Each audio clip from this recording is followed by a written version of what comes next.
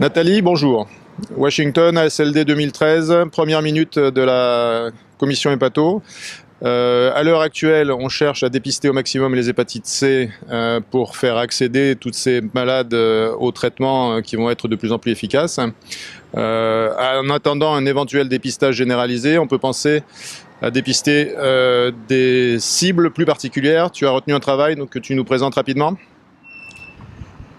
Oui, j'ai été intéressée par un travail sur l'hépatite C chez la femme enceinte. Parmi une grande cohorte de 32 millions de femmes aux États-Unis qui avaient été hospitalisées pour un accouchement ou une fausse couche, ils ont retenu 28 000 patientes avec VHC qui étaient plutôt un peu plus âgées et avec plus de comorbidités.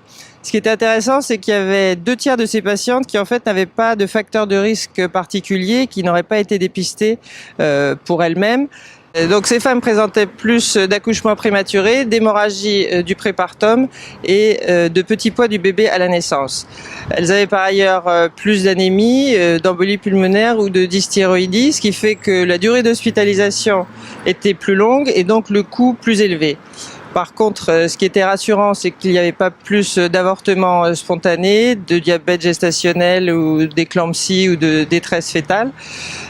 Donc le message finalement est de dire que c'est bien de dépister systématiquement comme pour le B ou le VIH pendant la grossesse, puisque ces femmes n'auraient pas été dépistées pour leurs facteurs de risque personnels.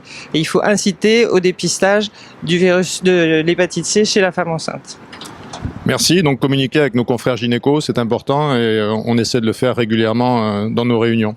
Merci Nathalie, à bientôt.